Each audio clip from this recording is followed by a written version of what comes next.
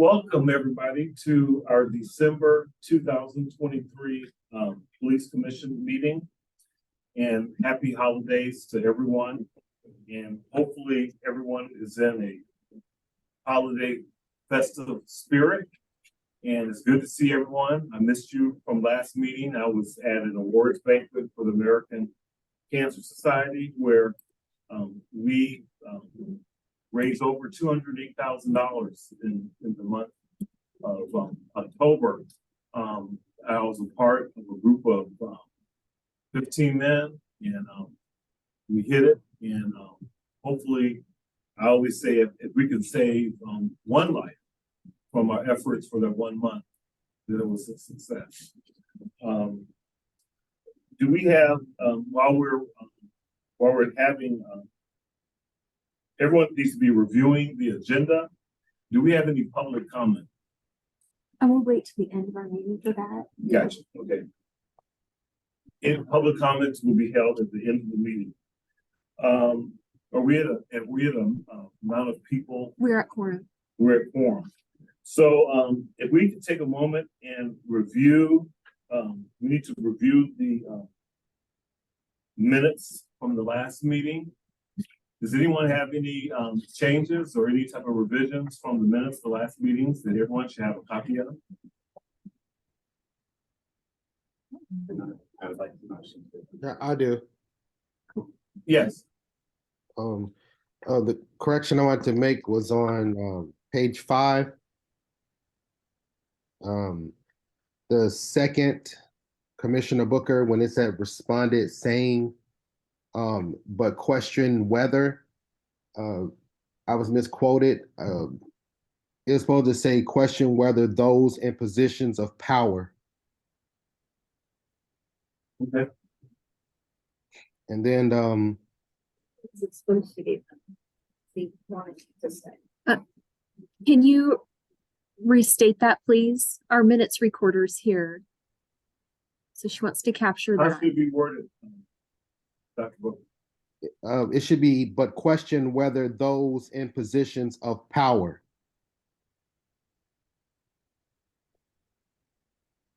Would implement what can be done.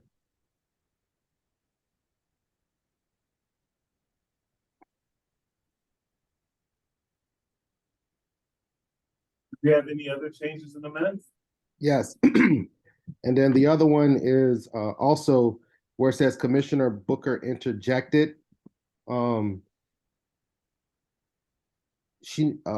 guess it was grammatics, but its own issue should be their own issue.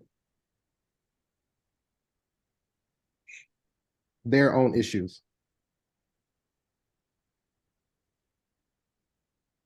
It said he felt like it was asking the Black community to solve its own issues. It should be their own issues. Okay.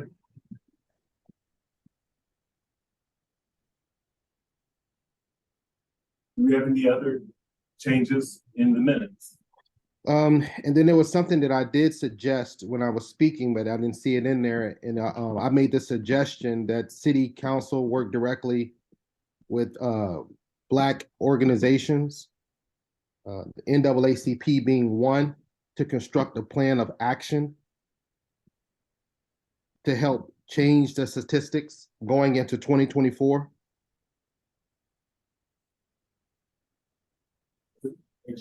What page number is that? It wasn't in there at all, but I know I said it.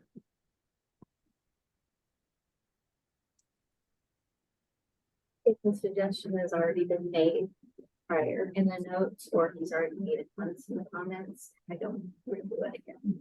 Okay. Yeah, so that would be something that we can add. That's something you can add in your comments. You can add what you said in your current comments. All right. That's not something we can change because it's not even in the notes. So however that happened, I don't know. I was at the meeting, but that's something you can add in your commissioner comments. All right, thank you. Does anyone else have anything else for the minutes? Then I'm asking for a motion. I would like to motion to approve the minutes with the amendment. with the amended changes. Do we have a second? Dr. Booker, there's a second.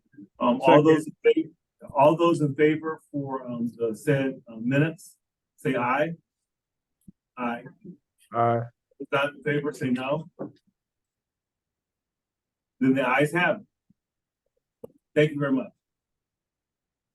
Next, we have liaison reports. And I'm going to start off with Vice Chair Hawkins. What? Oh, excuse me. Oh, no. Commissioner, excuse me, Councilor Ye. Sure, thanks. Sorry I am late. There is some kind of situation on Coburg. Avoided at all costs. I don't think I have anything specific to report. No, Glad to be here. we're glad you're here too. Councilor Zelenka. I don't have any announcements, thanks.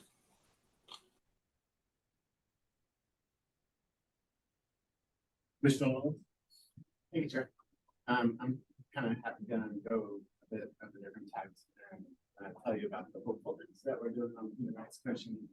So we're able to connect with Salem's Human Rights Commission, and we are doing more outreach to other human rights commissions with more informed human rights coalition across the state. Seeing a lot of potential in that. We also had an opportunity where I was speaking to a delegation of government employees from Vietnam about how to bring human rights and rights for people with disabilities in Vietnam. So I was very honored to be there and to be asked back. And then we had a very successful just on Saturday. Great events, great speakers, very successful event. Just so you know, Lemon's audio doesn't, like, we can't really hear him. Oh, thank you. I'm so used to being on Zoom. I need to project better. So I'm sorry if there's anything I missed. Everything was not there. I'm sorry, that was so long. I was just like, is it gonna Okay, clear up? well, Is it gonna clear up? It didn't that clear up. helps me. I will absolutely repeat it again because I'm actually really happy to be talking about this. So Can you hear him now? can you hear me now? Are we- Yes, please do Okay. speak up. Yes, perfect. Yep, I just got to project. So I'm really excited that we have connected with the Human Rights Commission of Salem, and we are making an effort to expand our relationships to all the human rights commissions within Oregon to kind of band together and see how we can catalyze each other's efforts to go forward. The Human Rights Commission also had an amazing opportunity to host the delegation from Vietnam, the very high-level government employees from Vietnam, on how to further human rights and how to further disability rights within their country. Wow. So that was probably the highlight of, quite honestly, the year, not just the month. And then we had a very successful event on Saturday with amazing panelists speaking to dignity, freedom, and justice for all. That was the theme of this International Human Rights Day, and it was a very successful event. We had Mayor Venice there to give a proclamation about the city of Eugene being a human rights city. And so I'm happy to present some welcome and happy updates. And for my commissioner comments, I just want to thank Vice Chair Hawkins for doing such an amazing job in the absence of Chair Boggs, and I am looking forward to our meeting. Thank you. Great. Hmm. Commissioner Hawkins. For the subcommittee, Chair? No, not the subcommittee, just your regular. Oh, commissioners' comments. I have none today, thank you. Commissioner Dominguez. Yes, hi. So to start, in November, I went to a Hispanic congregation and basically told them that I would love their feedback on police policy and procedure as it affects Hispanic communities, and during their coffee hour. And I did get people to come and talk to me. I had 5 families talk to me, and we were there for a really long time. And I did make clear that I can't take complaints. And I did redirect them to Beatrice. And I also did redirect them to the Department of Justice with a little bit of help from Dre. And I also made clear that I could only suggest policy and procedure. So basically, unfortunately, there were a lot of complaints that were very sad complaints. Some of them can't be addressed because it's old information. Like these cases happened maybe like just outside of the range where the police auditors could do anything about it. And some of them are still within the range, but I'm not sure, like follow up on that is a little weird, but I'm still very happy with the result. I was able to glean some police policy and procedure that affects the Hispanic community specifically. I'm hoping to like gather more information and then just kind of during police comments tell you like in January or February, like what it is that I think could be adjusted with what I learned. Also, oh yeah, so with that, I got the idea that I would like to next go back to the coffee hour and actually have an informational session, because what I learned there is that Hispanic people basically don't really know what kind of help they can get, whether again it's the Department of Justice or directly from the police department. One woman was actually in a very scary situation and she was too scared to contact the police, but she didn't know that like she can contact the police and they're not going to like deport her or whatever. So I just basically want to hold an info session. I'm in talks with Beatrice and she's been talking to the city, specifically Lorna, and hopefully somebody will go with us that will speak specifically to DOJ, the DOJ subject. And we'll just talk about kind of just like little things like, again, you can contact the police or the DOJ has these resources that you could be using. Like, for example, this one family had a situation where basically there was like a racist guy that was menacing them. That was their neighbor. So just like they could have gotten more help. And I'd like to be able to do that. Beatrice says that she would love the police commission's kind of, what's the expression? Like the stamp of approval that this is okay, mostly so she can use the resources of the city to help me with this event. Again, it's a small info session, just want to go there and just kind of let them know very simple things that they could know. So I don't know, how do I get approval for this? But hello, how do I get approval for this? What is the coffee hour, Commissioner Rodriguez? It's just a coffee hour that they hold, like after church, like congregation, they just have coffee. That's it. At that particular church? Yeah. Well, I would just like to say, Commissioner Dominguez, for one, thank you for doing this work on your time. By you showing your face there, you're helping someone because you're lending 2 ears, you're listening, and you're not even, you don't have to necessarily solve, but you're listening and you're directing people. And that right there is huge, beyond, what you can imagine. And then, as I would also ask, is there any ways that you feel that we as a commission could help you in your efforts? I guess it would be nice to have business cards to hand out. I mean, I think Beatrice already has business cards. I don't really have business cards, but that would be nice. Because then I can hand it to them.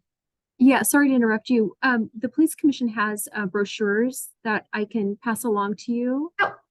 That you can pass out, but it's fine if you do this in the capacity as a community member, but if you're trying to represent the police commission as a body, that's not appropriate. No, So that is not what I'm trying to do. Yeah, it looks like Commissioner Shivers has a comment and he might have some input on that as well. Well, Thank you. No, Commissioner Shivers?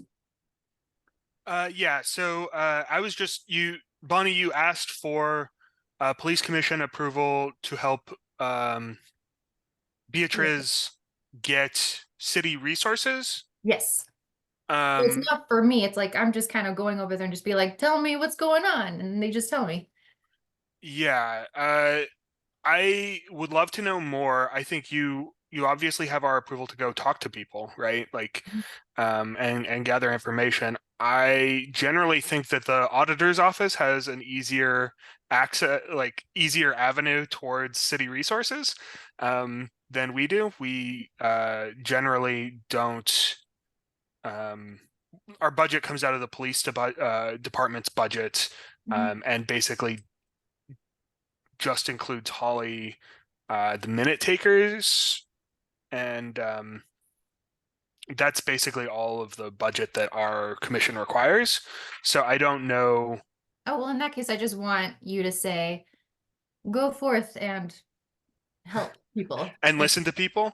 Yes.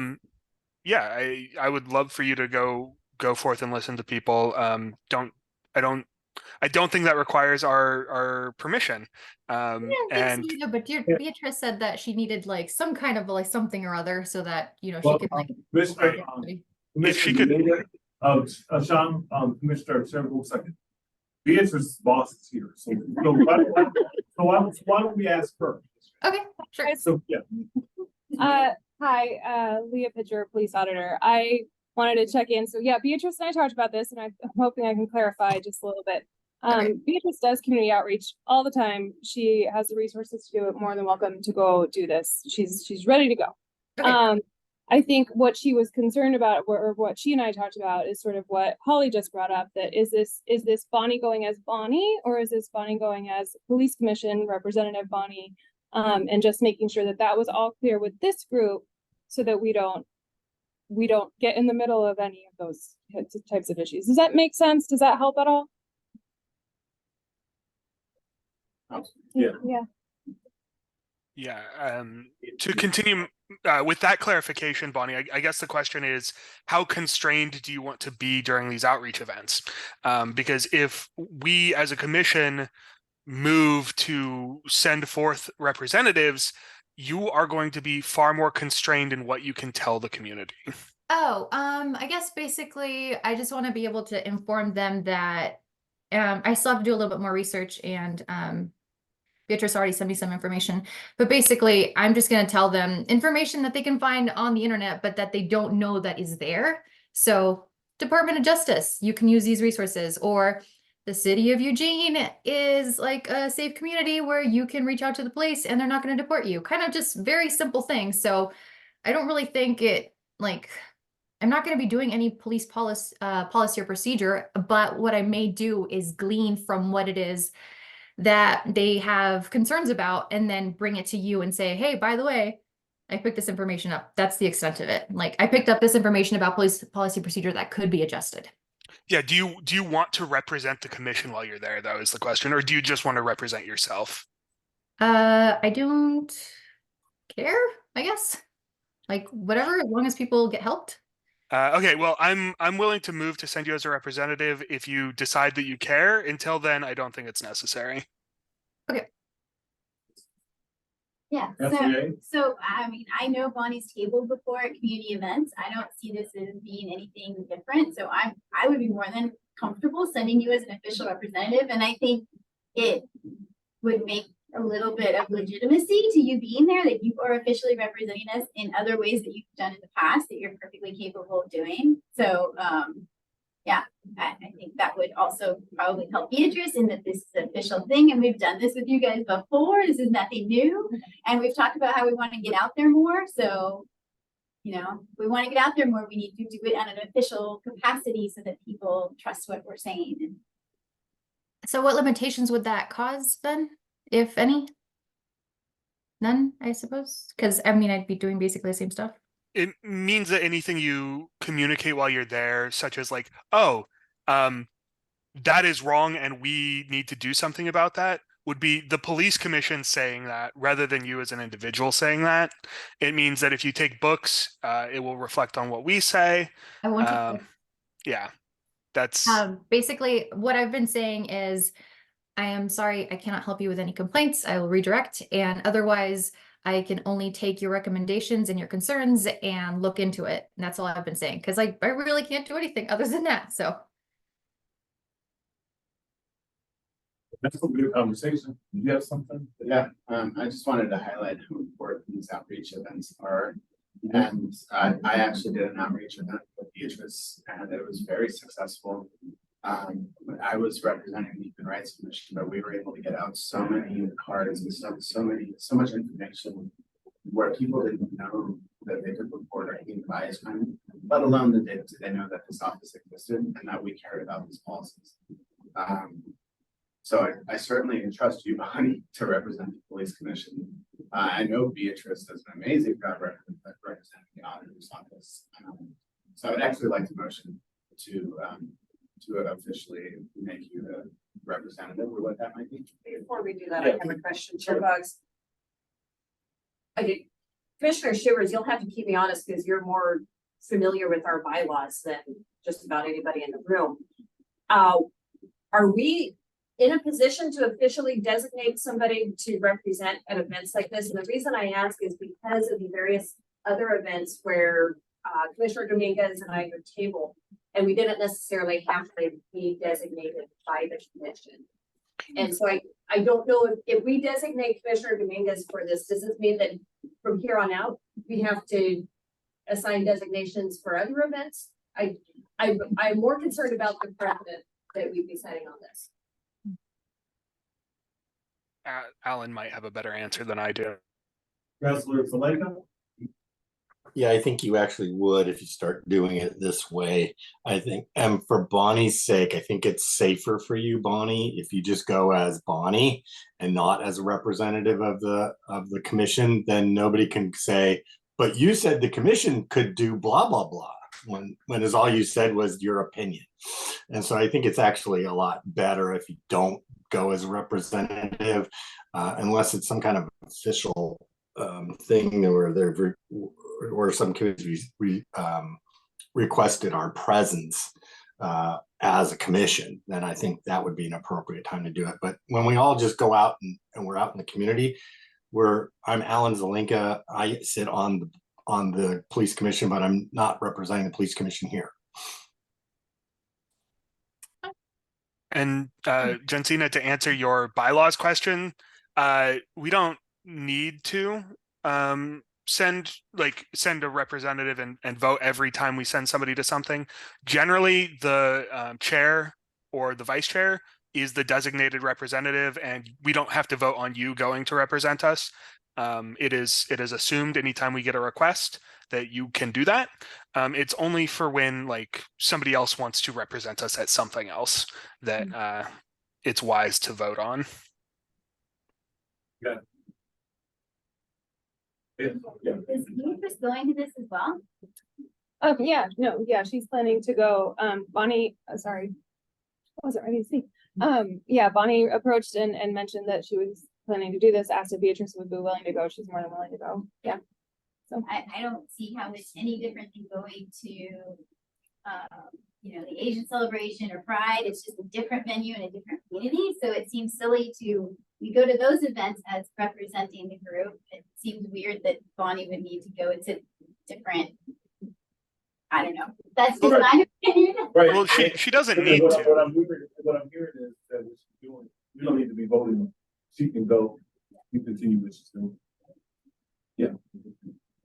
Thank you, Chair. And I respectfully disagree with Councilor Zelenka on that one. Granted, City of Eugene seal is going to be on there because the auditor's office is going to be there. But I've done outreach events for the Human Rights Commission in my own capacity, and then I've done it in the official capacity and chair. And when you have the full backing of your commission, people listen to you a little more, it actually does mean something. And when you're handing out a city Eugene card saying that I am actually representing a committee or a commission on the city of Eugene, that matters a lot more, or it seemed, or at least in my experience, to make much more of a difference than the events where I was like, oh, I'm a citizen who happens to volunteer at this, But since the auditor's office already is involved, like the City of Eugene seal is on, so I'm down either way. I just wanted to point out, it is important for us to support these outreach efforts. Councilor Zelenka? Well, if that's the case, then if you're actually representing the commission at an event, then you need to have permission from the commission to represent at that particular place. If you're just going and saying and talking to people, that's different than having the full permission of the commission. So if you want to go down that route, then you're going to have to say every time someone wants to go somewhere and represents the commission, you better have darn sure that you checked in with the commission, that you got the commission's approval to do that. Unless it's a standing kind of thing and you can get it once and then it can move forward. But on these one-off things, I think it's just easier and simpler and better for the individual concerned to just to go there and say, I'm with I'm on the commission, but I'm here as Bonnie or Alan. You don't run in just cleaner. Bonnie? You have something? Yeah, I guess I could go either way on it. As long as I'm like helping people. One thing that I do remember somebody commented was one of the people said, it's nice to know that somebody's watching out for us. And it would be nice for me to be able to say, well, the whole police commission is watching out for you. So just the thought. Yep.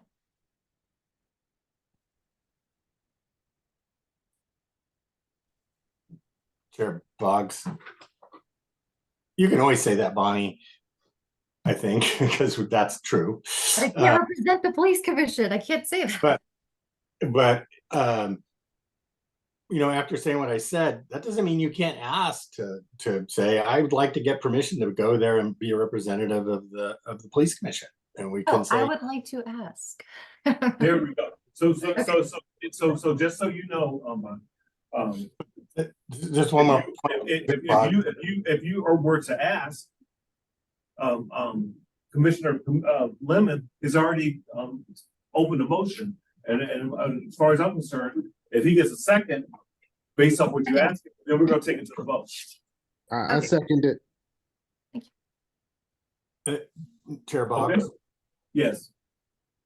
So the point being that the commission shouldn't have people going to different things and representing there from the commission without knowledge of the commission. That's kind of the general rule, right? So if you haven't asked to be a representative at that body, then you shouldn't represent that you have. Yes, of course. Yes, which I did not do. Yeah. Right. I know you didn't do that. So the general rule should be, if you want to say that, then you should ask before you go. Oh, okay, right. And I came into this saying, I don't know. I'm just doing this because Beatrice needed something, but I was just going to be like, I'm just going to be there and just like say some stuff. But I can also add that the police commission approves this, and yeah, that's powerful. But it's the other way around would mean, if we adopted that kind of position, anywhere anybody went, they were representing the police commission. That's not correct. Right. And so we're not suggesting to do that. Right. Yes. Right.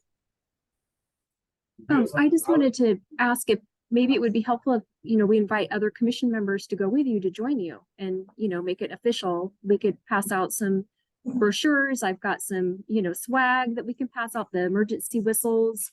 That would be the events. Well, we've got a motion on the floor. We can address stuff like that after we resolve the initial one. So just bring us back home. We have a motion that Bonnie, after asking for our support. You made the motion. It was seconded by Dr. Booker, Commissioner Booker. So all those in favor of giving her that support, say aye. Aye. All those opposed? Then you have our support, Bonnie. And great. Thank you. I really appreciate it. You have to actually state the wording. Oh, okay.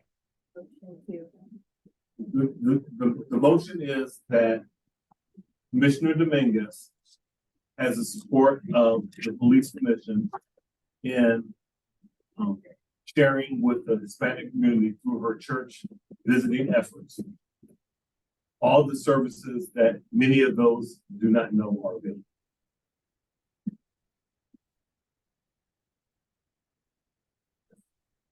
Okay. Okay. Dr. Booker. I have no comments. Okay, thank you, sir. Commissioner Shivers? Yeah, sorry I was absent last week. I was really, really sick, so it's nice to be back, and welcome to William.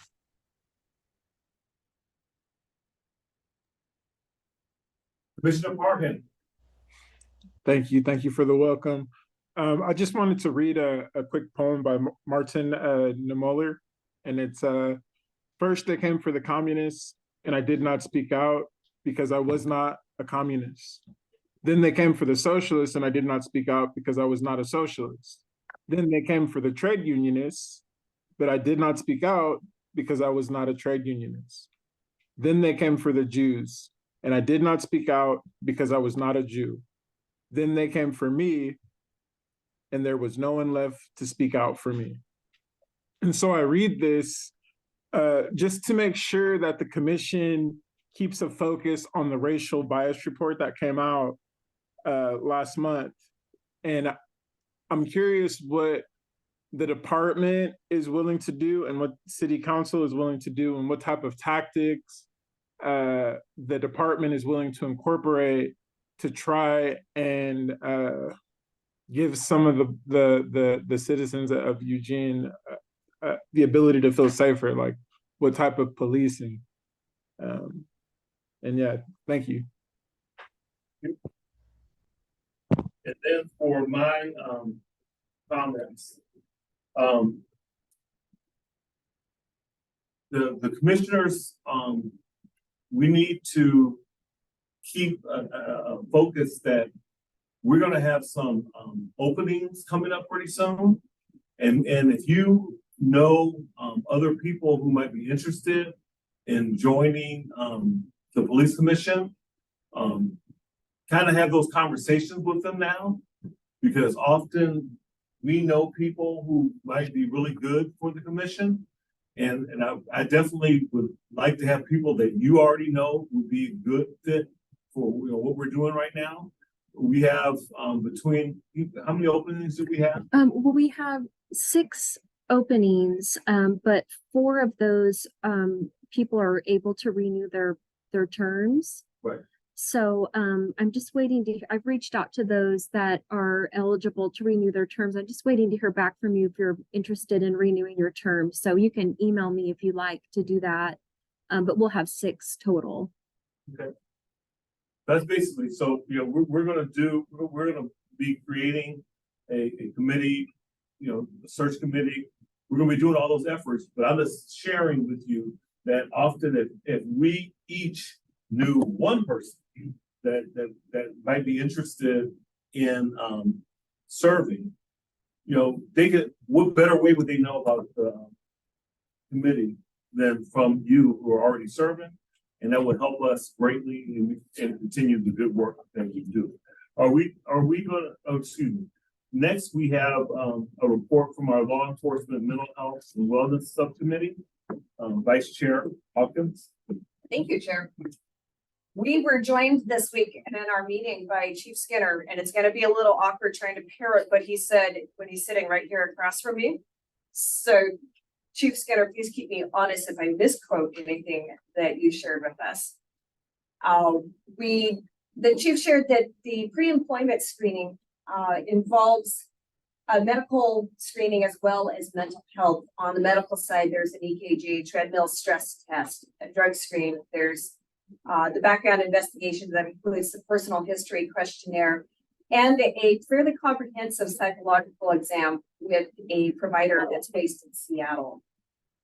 The chief is also looking and I believe investing in some heart health screening that's not currently covered by insurance. It will be through Sigma Technical Health. One thing that we discovered during this conversation is that heart screening cannot actually be mandated, since it would make employment conditional upon that screening. A couple of things that we came across during our conversation is that there is no ongoing mental health evaluation requirement for law enforcement and the folks working for EPD. Another thing that came up in conversation is that there appears to be no automated red flag system that would notify supervisors if there is an issue, if trouble is boiling below the surface. There is a lot of strength in the close net relationships within EPD that would presumably make changes in circumstances or behavior visible to the folks working with the officers. There's a level of unease within the subcommittee about relying on the personal observations of the people you work closely with versus having a systematic approach that would identify and record any necessary interventions.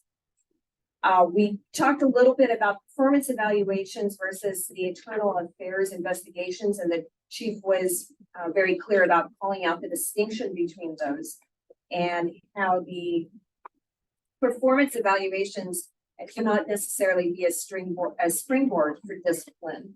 And so I believe that's probably a conversation that we will delve into in a deeper fashion.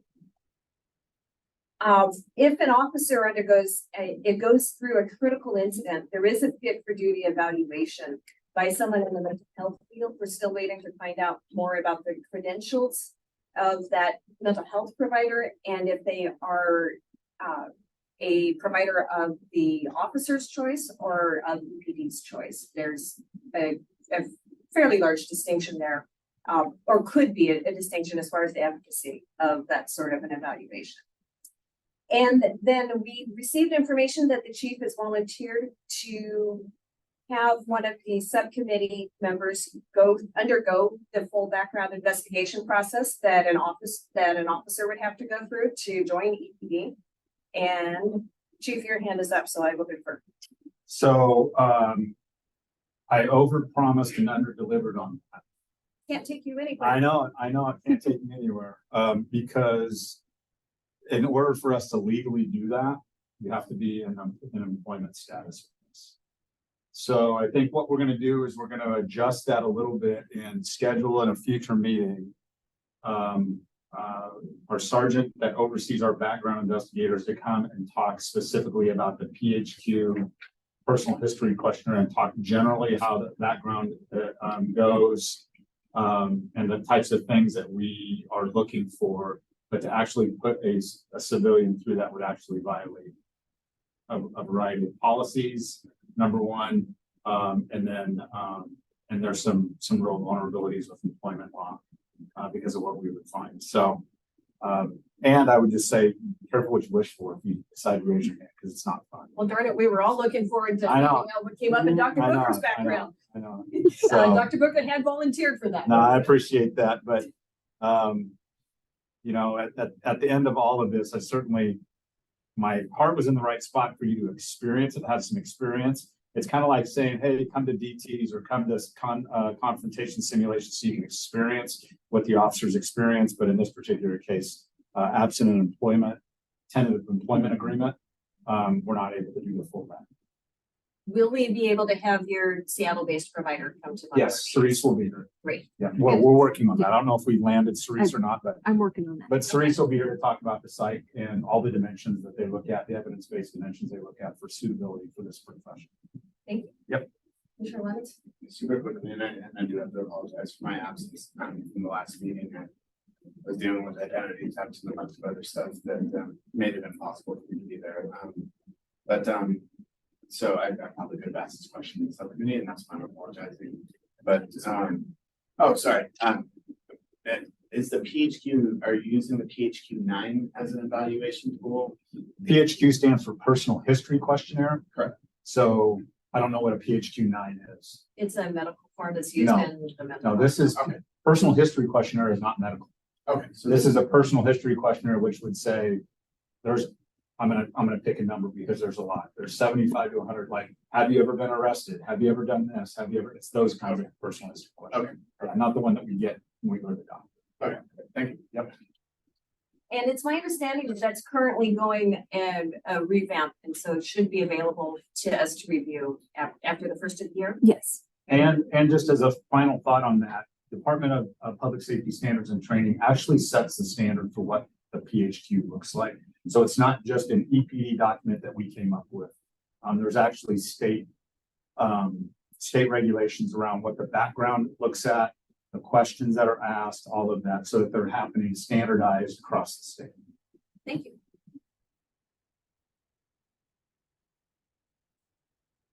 Commissioner Booker or Commissioner Parham, did you have anything to add to that report or to this report? I would say no. I think it was you gave a pretty good synopsis of everything. It was a really good discussion, and being able to have, I guess, those little small, more intimate discussions with the chief has been more beneficial. I think we get a lot more questions answered that way. So yeah, I'll just look forward to continuing what we're doing right now and getting those answers that we're waiting on, and then just continuing to see how we can just make better what we've already encountered. No, I have no comments at this time. I just want to thank everybody for their time.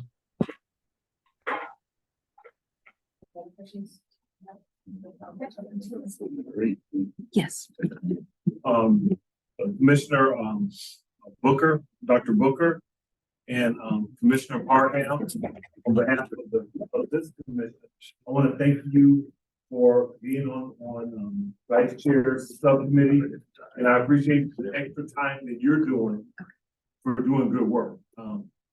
This is the first year, I believe, that we chosen to do a subcommittee on this mental health, and there again, by at least having a subcommittee, and there again, by having people like you, Commissioner Hawkins, Commissioner Parham on it, I know for a fact that you're going to do the hard work to make sure that there's more awareness and more improvements in mental health. So thank you both for doing that, and thank you too. Before we're changing things around. We have a shorter meeting today because Senator Manning will not be here. So we're going to have one of our speakers speak before the chief's report. But before I have him introduced, I just want to, we have not met, but I would like to thank you for driving down to Eugene, Oregon, Duck Country, and welcome Constantine Severe, and everyone. It's good to know that this committee has the support at this time, even at a state level, as far as speakers. And I won't say any more. I'll turn it over to Vice Chair Hawkins to give you a little bit of an introduction. Thank you, Chair. I certainly can't pretend to know Mr. Severe very well. I had a very brief conversation with him in his capacity in the governor's office. What stood out to me is that he is the public safety officer for the state of Oregon, reports directly to Governor Kotek. And as I understand it, you were actually appointed by Governor Brown. Is that correct? Yes, ma'am. All right. And previously, I believe you spent about 10 years working for the city of Portland in the capacity that Leah Pitcher does for us. That's right. So we are very grateful to have you here, and I will turn it over to you. Sure. Thanks for having me. I got rid of all my beaver regalia at the Lane County line. My name is Constantine Severe. I'm the governor's public safety advisor. What that means is, like, I act as a liaison between the governor's office, the governor, and the state executive branch public safety agencies. So I work closely with the Oregon State Police, Department of Corrections, Department of Public Safety Standards and Training, the Youth Authority, Parole Board, Criminal Justice Commission, and I also have the Oregon Liquor Control Commission. Well, actually, it's not Liquor Control Commission anymore, but Liquor and Cannabis Commission. One of the kind of goals, for this governor is making sure that our state, particularly at the state agency level, we're working better and kind of engage more in the community service and customer service, kind of perspective. The other, one of the things about this governor in particular, she has three really high level priorities around, kind of our state. And some of this, touches law enforcement and also kind of police accountability. So behavioral health, and probably a lot of you have heard this already, but behavioral health, housing and homelessness, and education, particularly with an emphasis on early education. And you don't hear public safety as one of those three priorities, but given the intersection of public safety with all of those, priorities, particularly on the behavioral health side and housing and homelessness, those are, increasingly interconnected. So I was with Governor Brown in the public safety role, and I did that from about 2019 until the end of Governor Brown's term. And one of the things that I definitely noticed, over the last, let's say year, 2 years, is really as a state, we're trying to, get our head around one, kind of moving the state from being kind of a more siloed approach to, the kind of the intersecting disciplines. So, an example of that is, someone who, is potentially either houseless or has behavioral health challenges, who is, in our correctional systems, is going to be released from custody, gets out of custody, and is in the community correction system with, parole and probation. And as that person kind of goes through the system, oftentimes, once you go from one system to the other, there's not a lot of communication, particularly, let's say, the behavioral health side of things to the criminal justice side for, a lot of times very, really good reasons of, from like, kind of,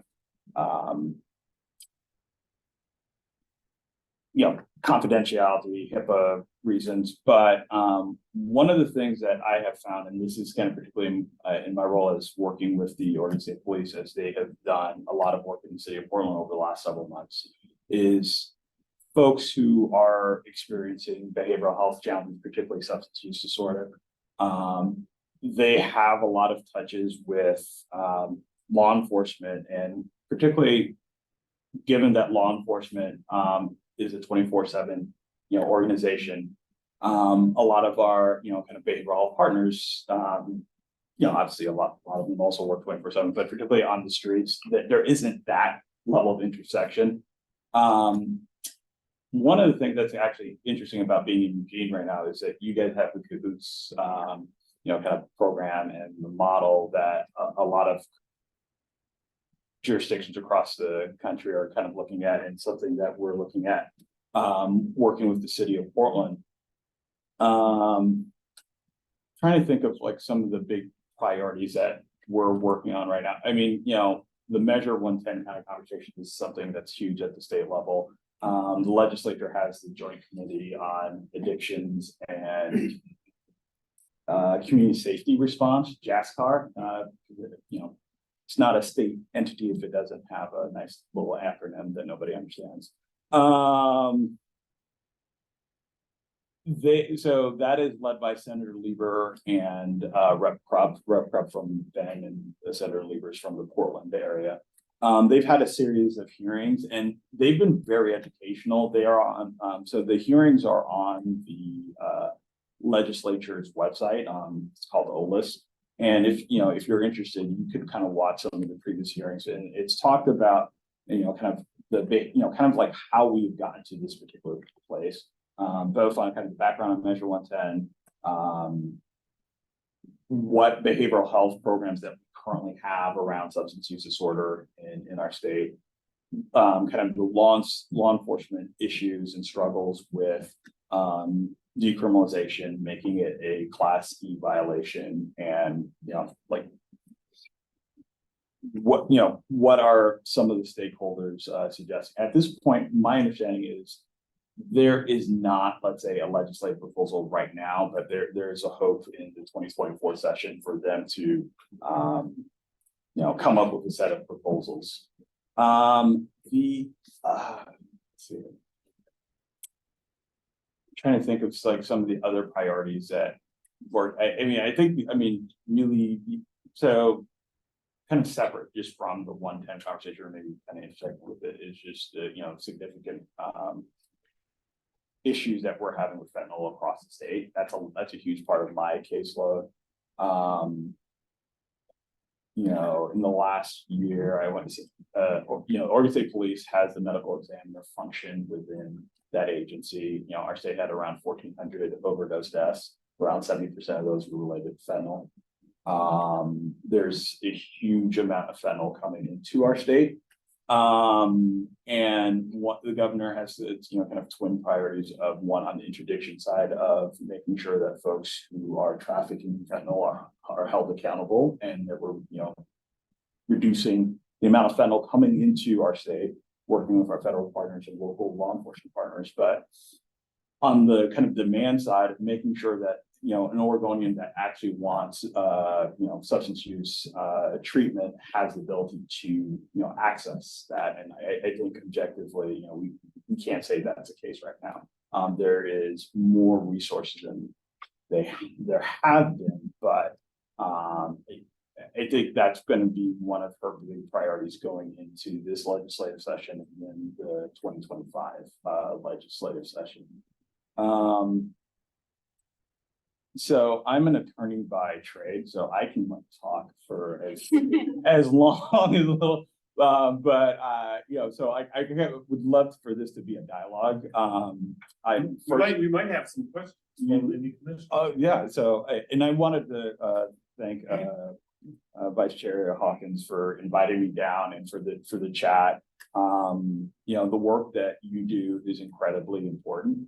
I worked at the City of Portland's Independent Police Review for about 10 years, and I left there as the director, and I got to see firsthand how hard law enforcement works and the challenges that law enforcement face. And in Portland's model, and it's ever evolving, but we did a lot around accountability and, at kind of the staff level, but the work that community members do, without, getting paid to do that is such an incredibly important thing, and kind of one of those huge validators of our democracy. So thank you all of you for the work that you do. So yeah, any questions, or if you need me to talk some more, go ahead. Mr. Huff. So first of all, thank you for politely not saying that I chased you down, politely to get you to come to this meeting. And second of all, from a conversation with Governor Kotek, it's my understanding, and with the Portland Police Bureau, it's my understanding that City of Portland does not have a police commission. That's right.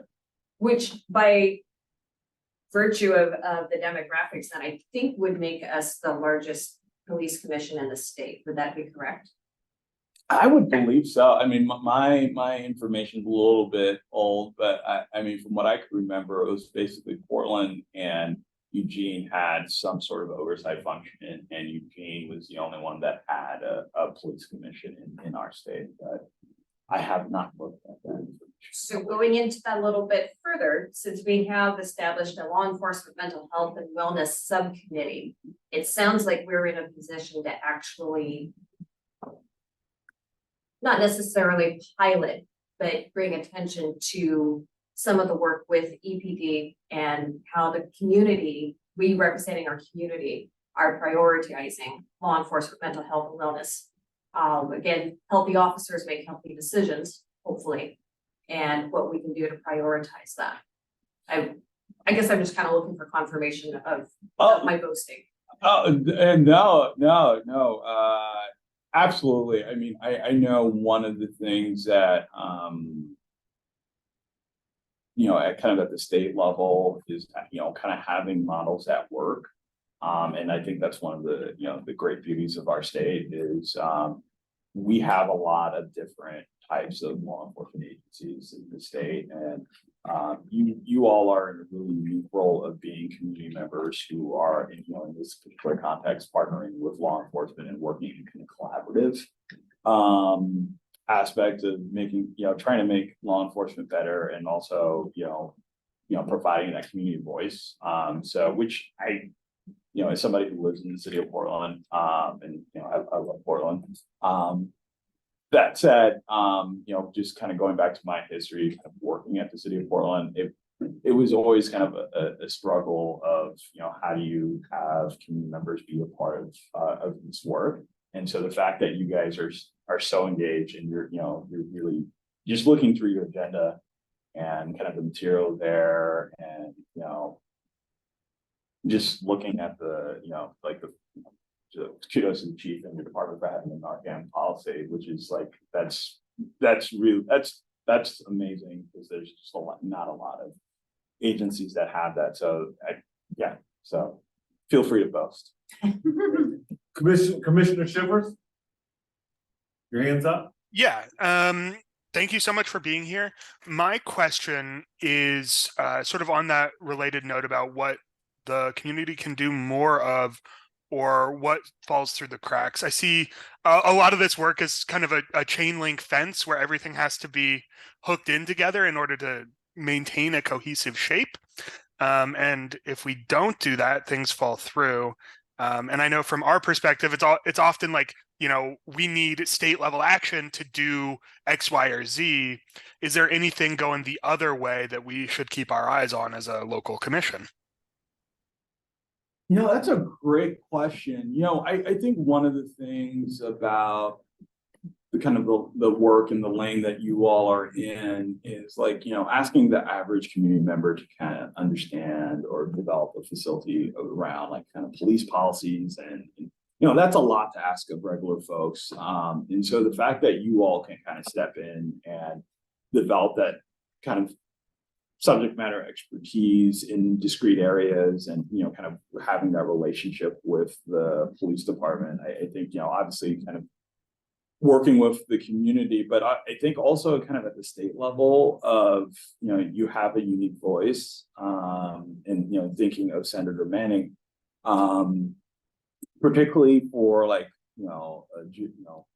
the population of, like, let's say Lane County. Lane County has several really important legislators. Senator Manning is one of them. Senator Papansky is another. So building relationship with your legislative delegation, I think, is really important, particularly as sessions develop. We're heading into the 24 legislative session, but we're already starting the planning process and thinking about the 25 legislative session, both on kind of the policy side and bills for budget bills for the 2025 session. And there are a number of like kind of state grants that kind of come up, and there's the Criminal Justice Commission that does a lot of granting authority around a lot of things that touch the criminal justice space. And you guys already know this, but Lane County fights above its weight class, so to speak, at the state level. There's a grant program called the Impacts Grant that the Criminal Justice Commission administers, and that looks at trying to work with individuals who are kind of in the nexus of the behavioral health and criminal justice space. And Lane County has a really robust, interesting program there. And so just thinking about like different opportunities for you guys to kind of the legislative space. Also, if there are things like to what Vice Chair Hawkins was talking about earlier, if there are things that you all feel like you guys are doing right, being able to, whether, through your legislative delegation or, kind of other kind of community, stakeholders, in or outside of Lane County, being able to talk about that, because I found, in my experience doing police oversight in Portland, a lot of times the really good work that our Citizen Review Commission was doing kind of stayed within like the commission or people who were paying attention to that stuff, and they didn't really get into the broader community. And you really want to have those conversations where there's not like whatever the crisis is, and just kind of the nature of kind of public service and law enforcement. There's always going to be a crisis because police have to respond 24/7, and there's just the nature of interactions. There's going to be potentially those bad days, and that's, I think, one of the huge value adds that you have is the ability to kind of have the space to be thoughtful and look at policies and look at potentially innovative programs. Thank you. Commissioner Booker, Dr. Booker? Okay. All right. Kind of got like a rhetorical question. Two things. I think you said the priorities were policing, homelessness, and education, correct? Behavioral health, housing and homelessness, and education. Those are the governor's priorities. I think public safety kind of intersects with particularly on the behavioral health and housing side. But the governor has like 3 priorities, which are behavioral health, housing and homelessness, and education. Okay. Well, I know the state 2022 bias hate crime report came out earlier this year, and it mirrors, if not is worse than the Eugene 2022 bias hate crime report. So I guess the rhetorical question is, why isn't there a public safety advisory centered around the bias hate crime report, both statewide? And I know you probably don't know about Eugene, but then on the education basis, I think Portland was audited. Portland education, public schools were audited this year for lack of implementation of the 2016 African American Student Success Plan, not being, I guess, implemented to its full potential. So given education is a priority, and the audit just happened early this year, and they found that nothing, if anything, had been implemented from that 2016 African American Student Success Plan. If that is a priority to make sure that that's being done, not only in the Portland school system, but statewide. And so that's I guess the rhetorical question and the statement centered around the education piece.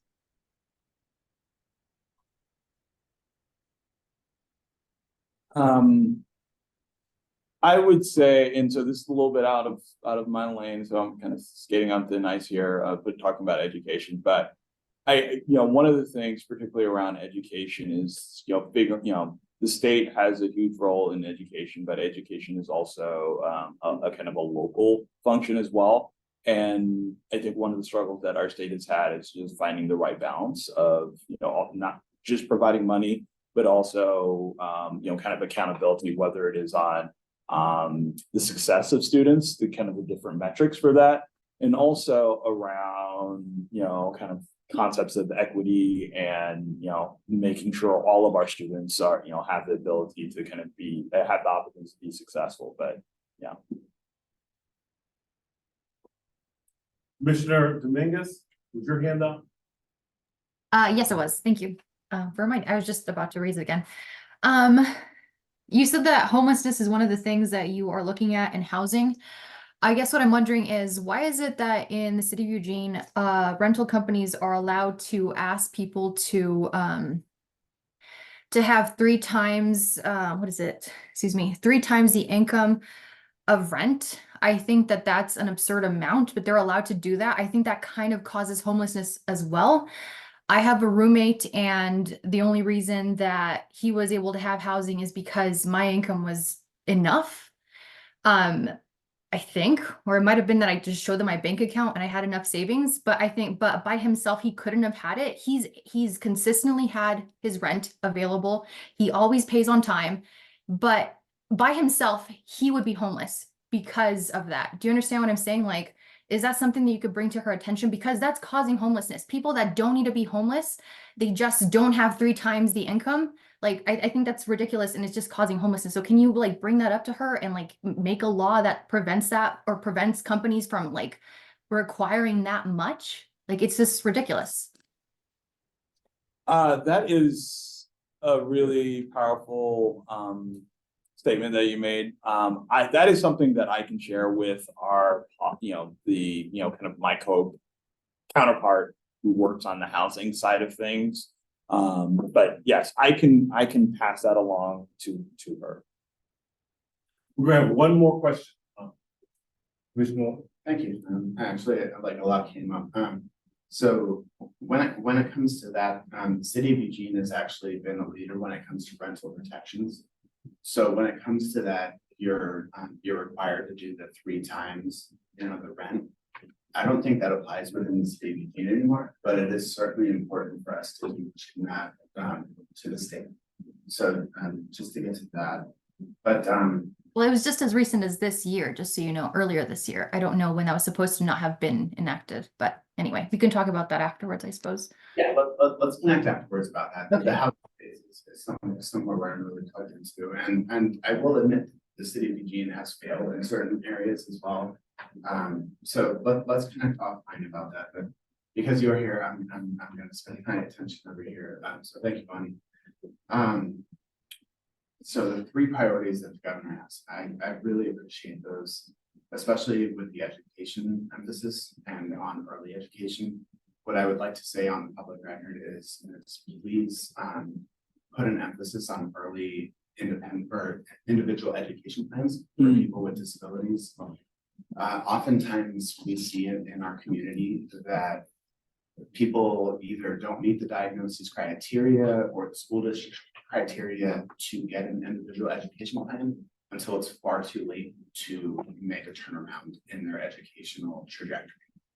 And that's something that I will fully admit that I was a victim of or went through. So I would really like to connect with you on that further.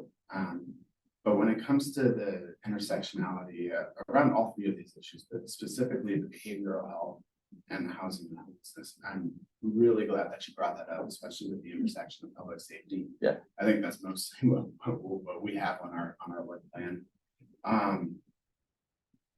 And I work in this space, and it's so hard to separate and do that. And I don't think we should. I think we should address this holistically.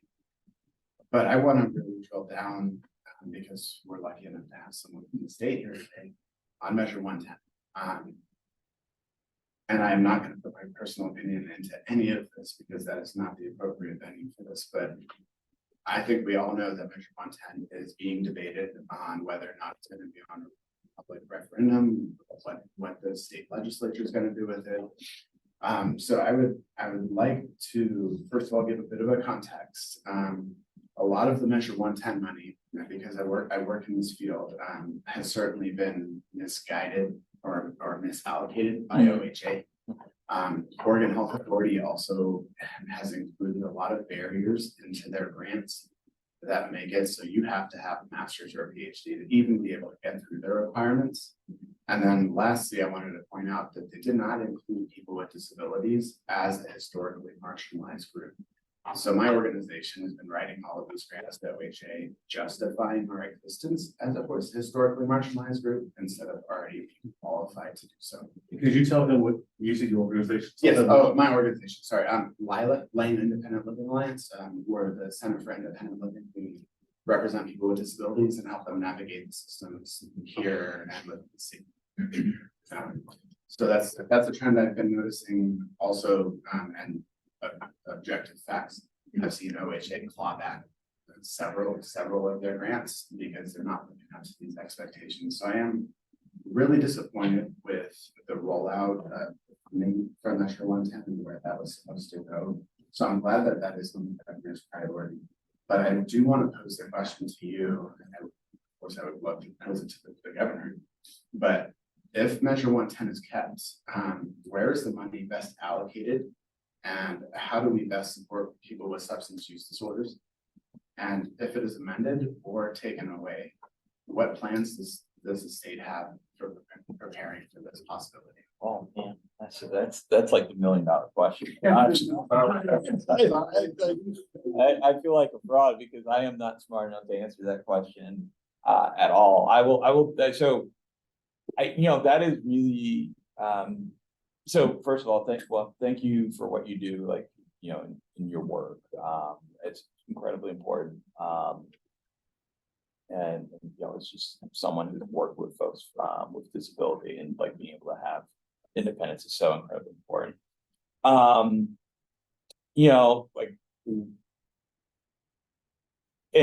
just going to remind everybody, I'm the public safety advisor. So I'm an attorney, I'm a criminal defense attorney by training, and I've done police oversight. So I'm not a behavioral health expert at all. My vantage point on behavioral health is the intersection with behavioral health and criminal justice issues. And from what I have seen, and like this kind of certified smart people have had the opportunity, the privilege to work around.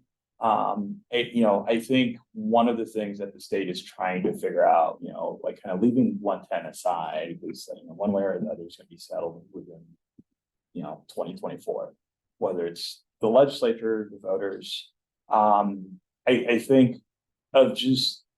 think one of the things that like objectively is true is there are not enough spaces for people who are wanting to access treatment to be able to kind of be able to facilitate that. And then when folks who have intersections with the criminal justice system, who have additional burdens and hurdles of making sure that they're,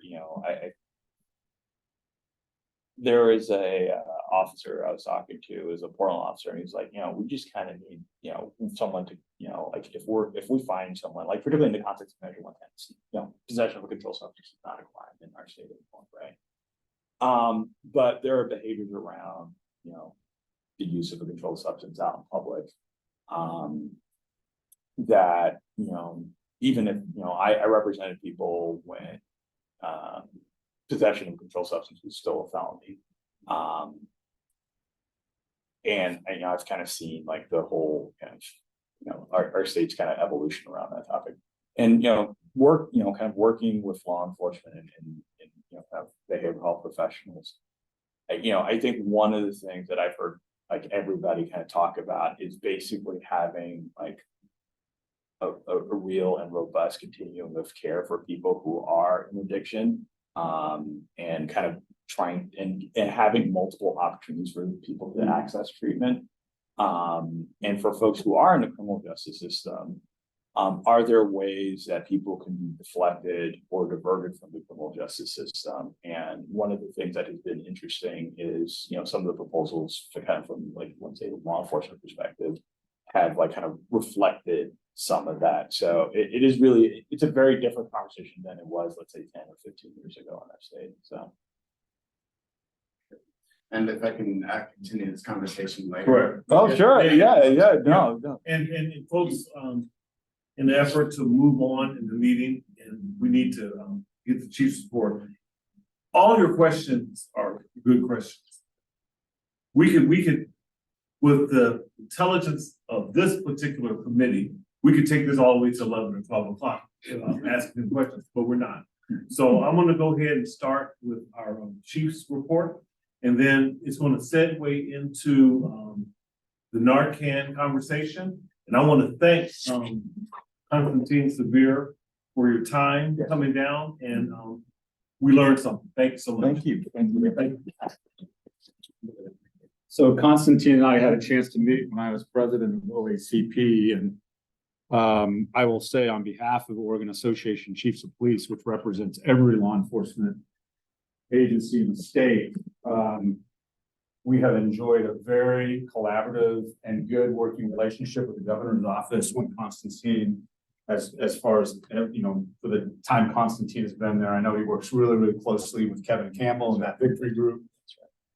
Very rarely do we see legislation that comes through the process that's not in a very collaborative way. They're always open to hearing our voice from law enforcement. Doesn't mean we always get our way, but they at least are open to hearing our voice when it comes to those things. And I think that long session of 2021, where we between 21 and 23 was 23 or so legislative measures around police reform. And so there's a lot of really good work that was happening. And so I just want to thank Constantine for his work and just his relationship he has with chiefs of police throughout the state. So, and I think he's driving back to Portland. So let's get him out of here. Yeah, exactly. Yeah. So feel free to just bug out whenever you need to. Okay. Good evening to everybody. A couple of things from a chief's report. I'm gonna report out on a couple of things that came up in the last meeting. One of those was, I think, first thing I'm going to pick off is a discussion that you had around a issue around the Narcan and whether or not Narcan was administered. It looks like after we dug into this, it was actually a Reddit post that was brought to attention, and we did some looking on that. I'll let the commission know that we actually found the call for service that this is referencing in the area of 18th Avenue and the Central Lutheran Church. There was some concern as to whether or not officers administered Narcan. What I can tell you is that the call was received at 12:21 in the morning. We arrived on scene within minutes. We administered our first dose of Narcan at 12:28 a.m. and a second dose at 12:31 a.m. with no positive results. So in fact, we were on scene. We did administer Narcan twice. So it seems that the Reddit post was inaccurate and or misinformed. And so I just wanted to report back that we looked into that to make sure that we could better understand what our performance looked like there. So before I go on further, is there any questions about that? Okay, just wanted to close the loop on that. Secondly, I wanted to report out, we've been talking a lot about officer health and wellness, mental health and wellness. I asked our peer support and resiliency team to just give me a laundry list of things that they're paying attention to. This is just one function of a bigger piece of law enforcement wellness. And I'm not going to read all of these, but I just want to highlight a few of these things. That team right now that is paying attention to how we support EPD from a peer support perspective has grown to 30 members. We got a 24-hour on-call supervisor line for people. They responded to 191 call-outs since the 2021 year. Hosted 32 critical incident stress debriefs. Since that time, they created a sleep room. I say they, we, because they do it with department resources, created a sleep room at 911 Center with wellness funds. We've created some workout facility at 911 with wellness funds. Let's see, got added 2 more local mental health professionals to our referral list that specialize in working with first responders. We're participating in advisory groups all over the region, provided training in the way of emergency communications, building and restoring, separate training for building and restoring through peer support with Dr. Stephanie Cohn. Let's see, towards Serenity Lane to learn more about services they can provide individuals who are struggling with substance abuse. Attended training for Traumas Behind Law Enforcement conference.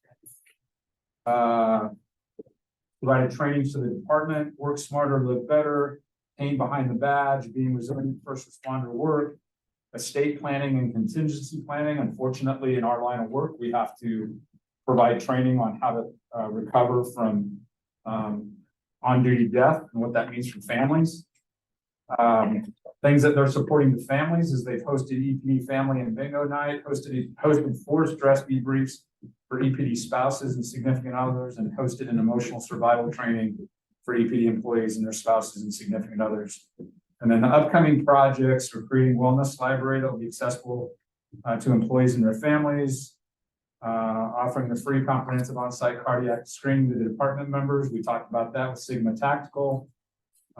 We're doing suicide intervention training in 2024, resiliency training in 2024, and hosting an actual suicide awareness prevention training here at the department in 2024. So lots of really good work happening across the department when it comes to organizational health and wellness. And so I'm really proud of that team and proud of the work that they're doing.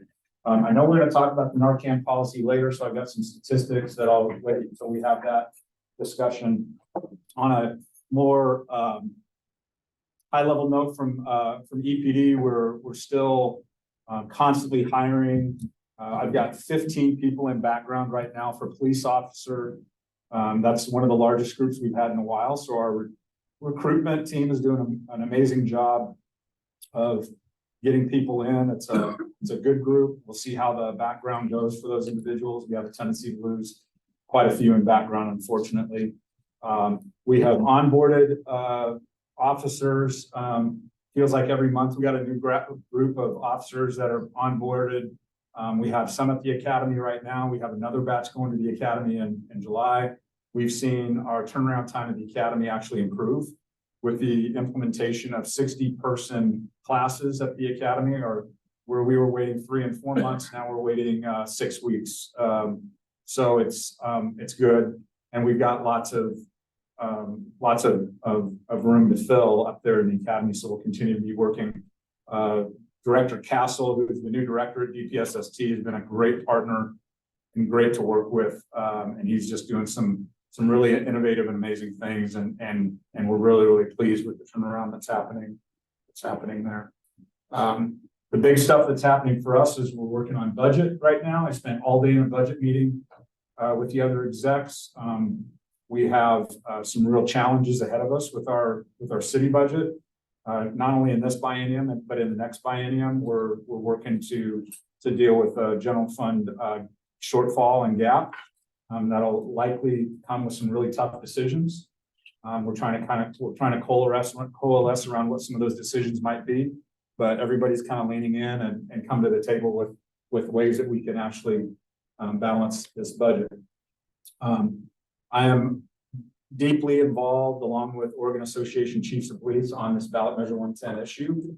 And so I've got lots of touch points there, and happy to chat offline on that if you want, or anybody that's interested in doing that. Certainly there are important perspectives that need to be heard, as well as the perspective from law enforcement. I think the one blanket statement I will say is that nothing that we do with ballot measure 110 is going to make a difference unless we create on-demand treatment for people.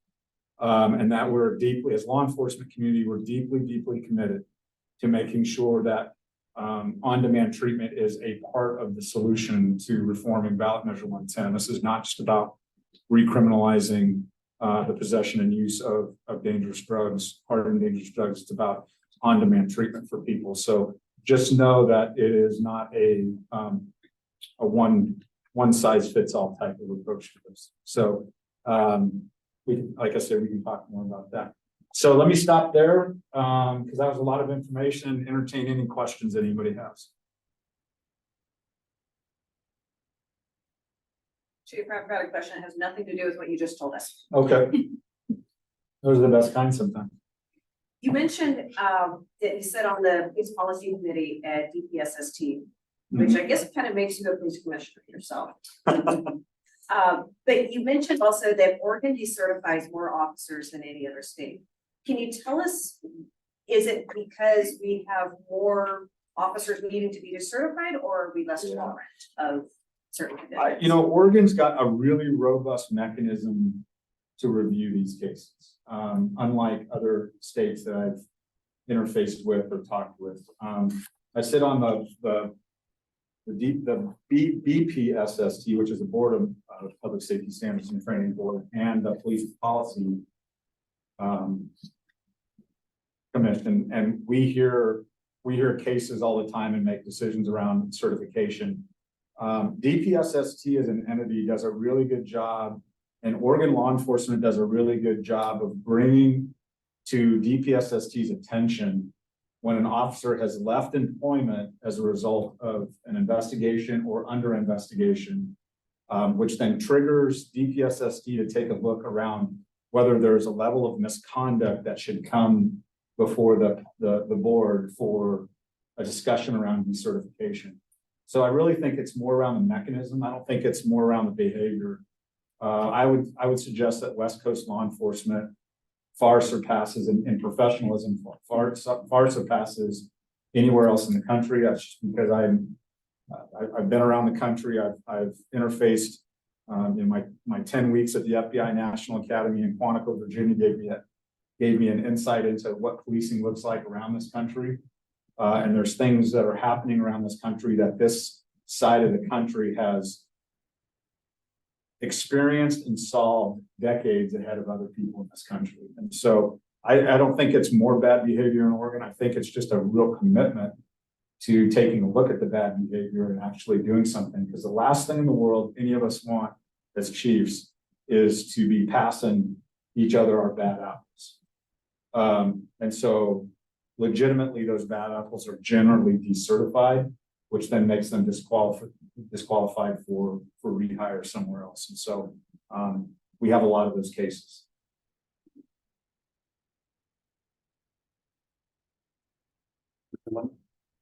Thank you, Jared.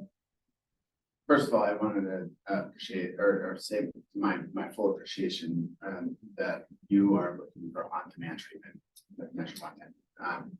I think that was the intention of the voters. That was certainly my intention. So I'm very glad that he is on board with that. Certainly from my personal experience, I'm not speaking facts, but to my knowledge, it's been the police unions that have been trying to reform / take away Measure 110. So I'm really glad to see that the reforms are actually looking forward to progress where we're going and not go back to it. So just definitely wanted to extend my appreciation for that. I also wanted to extend my appreciation for Deputy Chief Adams. He was here last month and he took so many questions and was so open and honest. And then he came back over email and talked about this camera issue. So I am looking forward to addressing the camera issue with you in January. Sure. And all of the questions that I was hoping that you would be able to provide some insight into our images or the last. And then when it comes to the budget, this is my last question. I would like you to, if you can, expand or even just give us any insight into was the police department able to save some money? I know that granted it's just changing from one department to another in the city, but the transfer of cahoots from underneath the police department to the fire department, how has that impacted the police budget? Yeah. Good questions. Let me just rewind a little bit. I think it's I don't believe it's a fair statement to talk about ballot measure 110 reform and putting it on police unions. Both the Oregon Association Chiefs of Police, Oregon State Sheriff's Associations, the Oregon District Attorneys Association, and League of Oregon Cities have all authored kind of some policy guidance of what ballot measure 110 reform would look like. So it actually is happening much higher than our police unions when it comes to ballot measure 110 reform. And so there's a lot of entities involved in that, not just police unions. I don't want to pick on them. Oh no, and actually I appreciate that. Yeah. But like I said, I don't know. Yeah, no, it's an all of us issue, and the big entities have kind of leaned in on trying to guide the conversation a little bit on what we think would be workable. It hasn't created any savings for us. I mean, we basically what it was is a budget adjustment that took the money that was in the EPD budget and put it in the fire department budget to do the same work. So there's really, I mean, while you'll see in the journaling, there's $1 million less in the police budget because of the cahoots contract, then you would also see in the fire department budget an addition of $1 million to pay for that contract. So it's really a zero sum from a financial perspective. It's not saving the city or the as of yet. And just to follow up on that, so the on-demand treatment, has there been any collaboration with or other entities involved to make sure that this on-demand treatment is possible? So when we talk about on-demand treatment, we're talking about evidence-based substance abuse disorder treatment, like inpatient treatment or other types of evidence-based treatment that somebody could avail themselves. We're not talking about crisis response on the street. We're talking about a pathway for people that are either whether voluntary or through the criminal justice system or through the existing construct, which is the e-violation, the Lines for Life call, and then the voluntary treatment option, that they actually have a place to go to get treatment. So it's really kind of that higher level substance abuse treatment is when we're talking about on-demand treatment. I see. And thank you for pointing out that that's not a crisis response, because that's important for us. Sure. So I am very encouraged that Lane County is coming out with that one-stop shop for mental health and unhoused policy. So any way that the city can partner with the county, I think would be a good way to go. Yeah.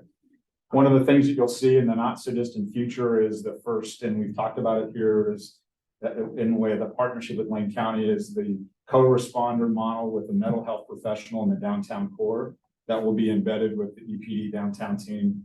We're hoping commissioners will sign that in January, and that that recruitment will begin, and we'll get somebody on board, and you'll see a really nice partnership when it comes to having a QMHP downtown with law enforcement co-responding and dealing with mental and behavioral health issues instead of automatically assuming they're a criminal justice issue. Great, and I'm sure I don't have to say it, but you have my full support, and let me know how I can do that. Thank you. Yep, happy to do that. Okay, we're gonna go ahead and move on to review of. Real quick, did you want to, the ordinance? Oh, Yes, sorry. Yeah, last thing I have is, I mean, just a little bit of a, every year at the Eugene Police Department, we try to carve a little bit of money out and we pass out holiday ornaments.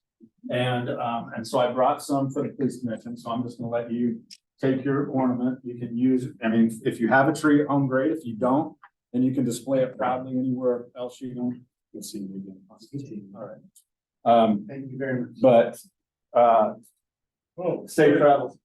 Thank you. Yeah, and so those of you that are online, if you want one, we'll make sure we get you one.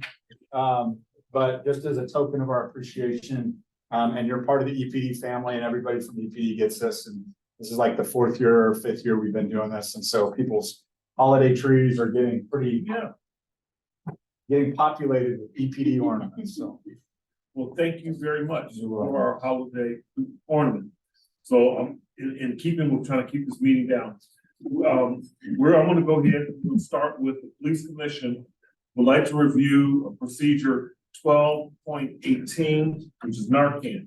During the November 9th of 2023 police commission meeting, Commissioner Parham shared that he was made aware of an incident in which emergency personnel were summoned for individuals suspect of overdose.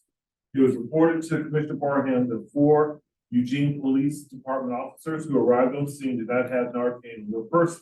As a result of this information, the police commission requested the Eugene Police Department to investigate the incident. Subsequently, the incident was reported to the independent police auditor and the Eugene Police Internal Affairs Unit. Procedure 1218 Narcan was recently reviewed by the department in July 2023. And I know that you addressed a lot of this previously. If you want to get into any questions or any review, it is on you, Chief. Yeah, we can just walk through this. It's probably gonna be the shortest policy you've ever reviewed.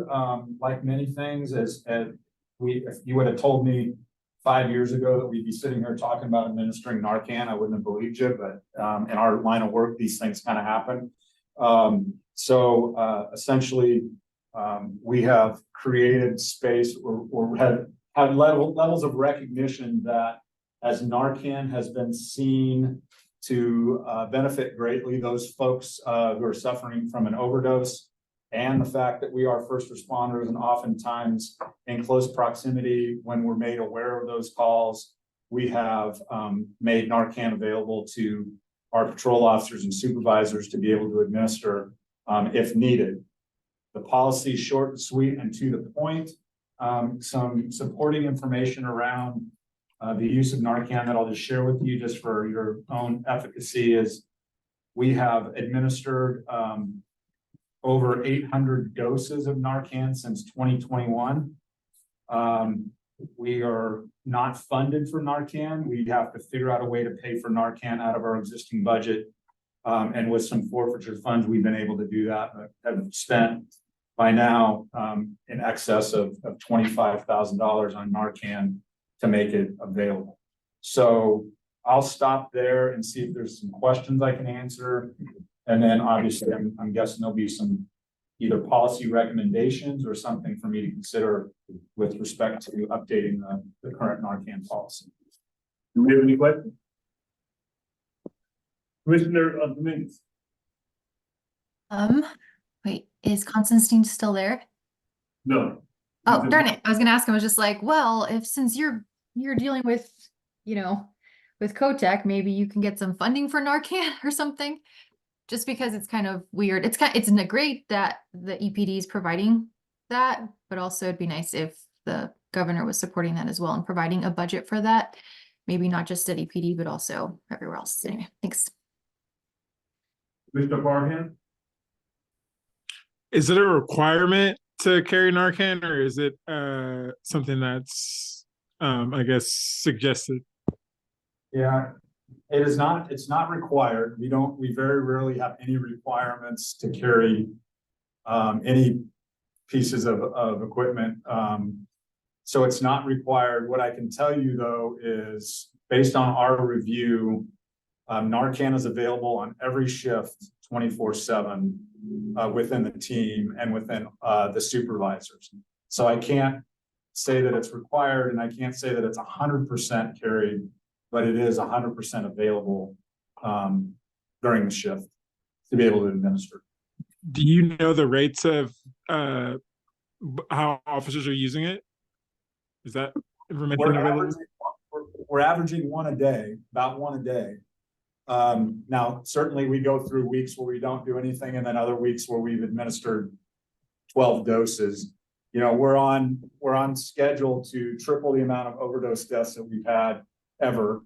And we're averaging about 5 to 8 overdoses a week between us and Eugene Springfield Fire responding to those types of things. Do you see like more usage from specific officers, or do you see it like just widespread use consistent across the force? Yeah, that's a great question. We haven't done those analytics. We would have to do a hand search of every officer's report and read through there to see, because they have to, by policy, they have to articulate in the report that they administered Narcan. So it would be a hand search of to analyze which officers are administering Narcan. What I can tell you is just anecdotally, the stories that I hear and the number of life-saving stories that I tell in service, it's across the department now. Certainly, there are times of day and days of week that we seem to see more Narcan use. It's not, it's like many things in our line of work. We just have a tendency to have parts of the day that are busier than others.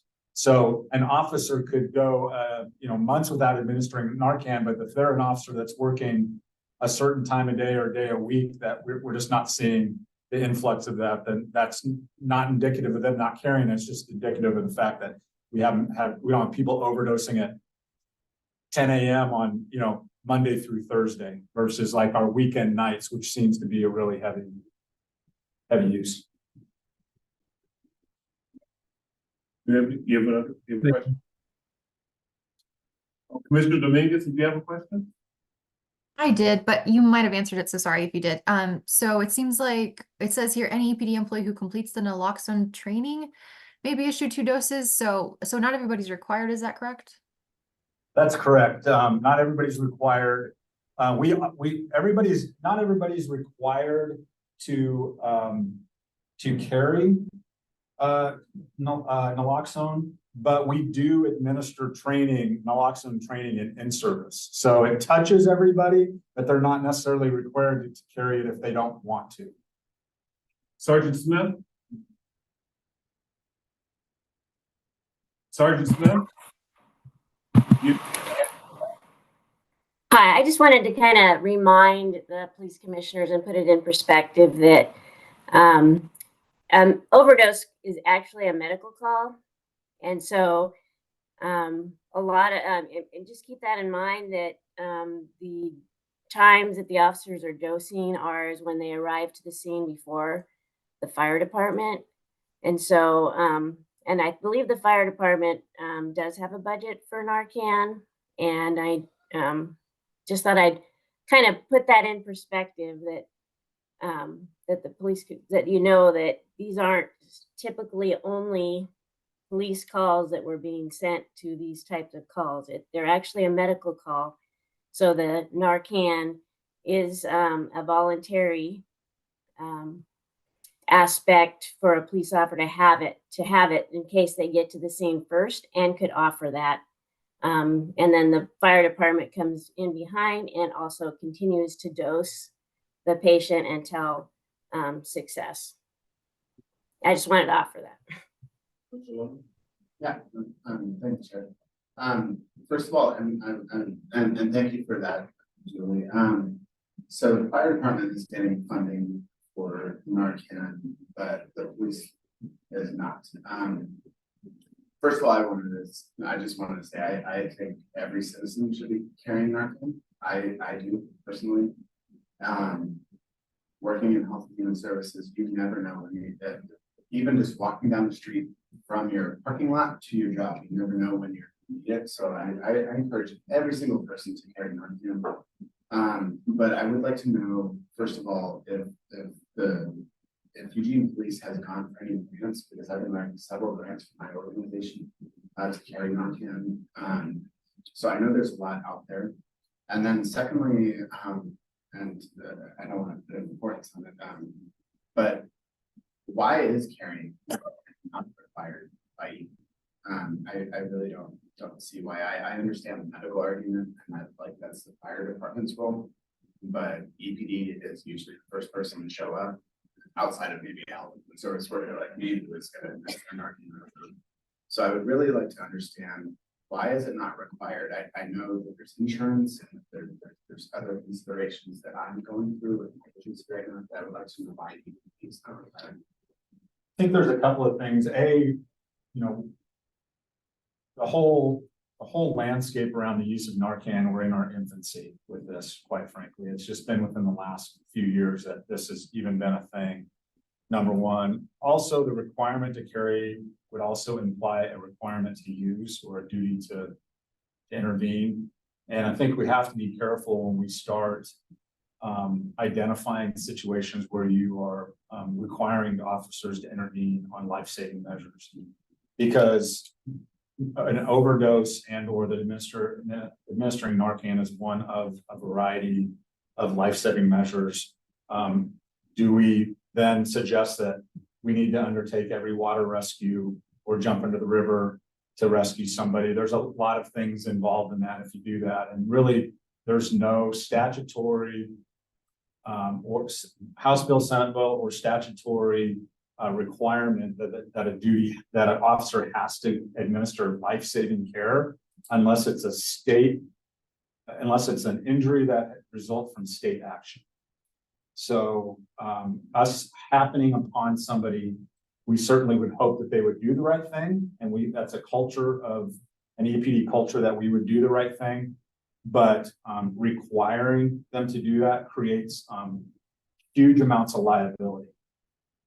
When it comes to, did you do it right? If you didn't do it, it opens, right or wrong, it opens up to civil liability that puts the city in a lot of jeopardy when it comes to that. So it's much like the conversation we had with AEDs, where we have an AED in every car. It's a piece of equipment in a car.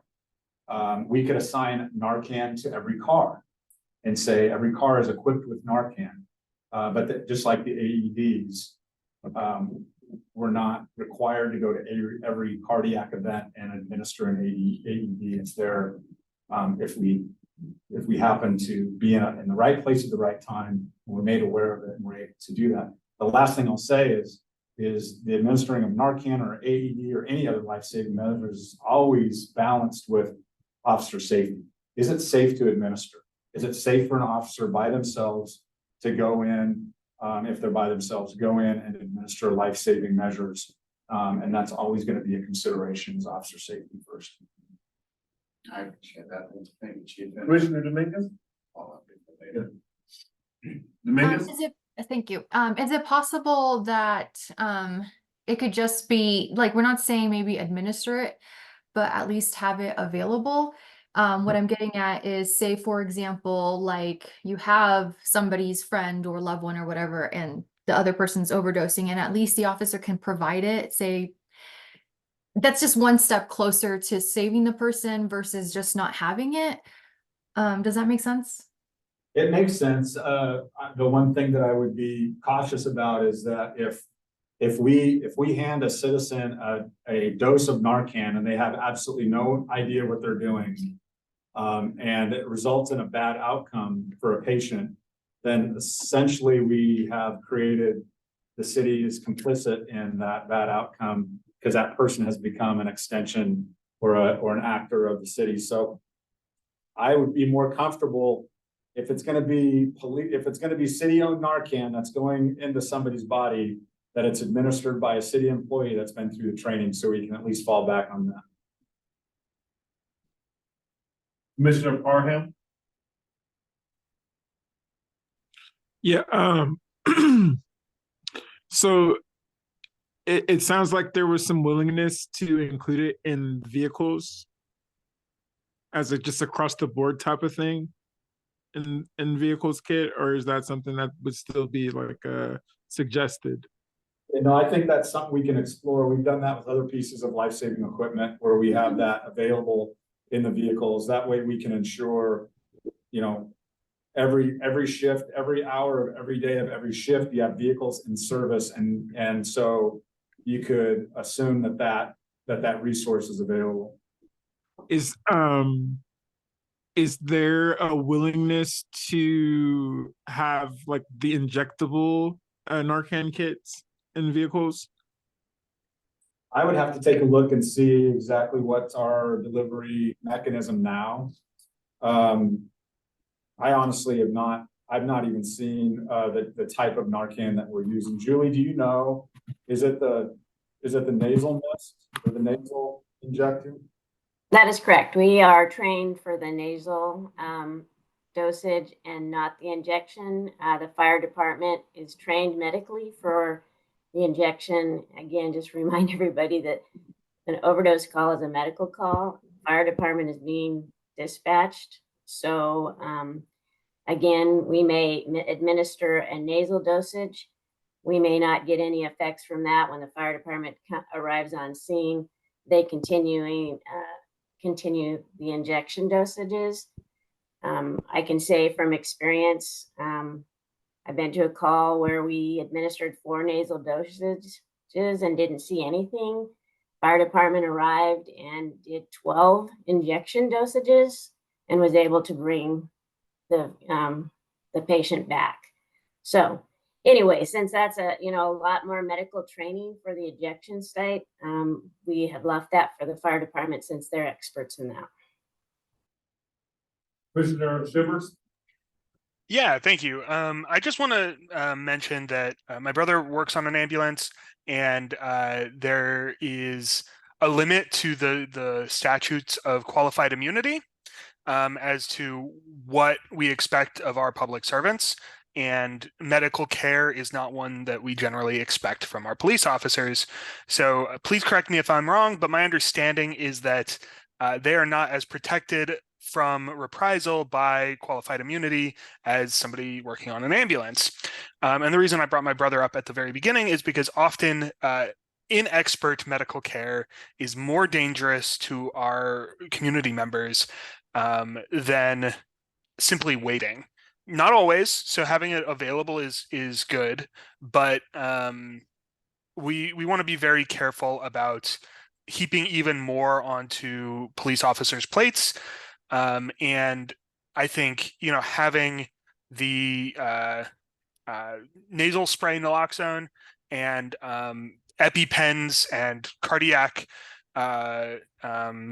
medical kits and first aid kits in general available in the police vehicles is good preparedness, but I don't want to go overboard and rewrite the expectations for our officers. All right. So we'll be moving on. We're now into closing comments. Councilor Zelenka. No, good meeting, interesting conversation. Thanks for following up on that episode, Chief. A lot of times what we see on the internet isn't exactly accurate. So thanks for following up and clarifying that. Councilor Ye? He has a new puppy. Was that Councilor Zelenka squeaking? It's our police cadet Shasta. I'll be soon on those two. Councilor Ye? I don't have anything to add. Thank Councilor London? Outside of expressing my appreciation for y'all, especially you, Chief Skinner, I know it'd be, I just think. No, you're fine. We're working together to make society better. But outside of that, just wishing you all happy holidays. And I'm very much looking forward to continuing our work next year. Great. Commissioner Parham? Yeah, I appreciate the quick turnaround on getting that information back, and I just want to wish everybody a happy new year, and I will see y'all next year. Commissioner Shivers? Yeah, it's great to be back. I hope everybody has a good holiday season, and I'll see y'all soon. Commissioner Dominguez? Yes, I'd just like to thank Councilor Ye for getting me that contact in the city to help me figure out the showers in the public areas. And also Deputy Chief, thank you also, I mean, he's not here, but thank you for giving me your daughter's contact information for getting showers, but she never responded. So I'm hoping that he'll maybe convince his daughter to talk to me about the showers. So, and everybody have a nice holidays and see you next year. Vice Chair Hawkins? No closing comments for you, Chair.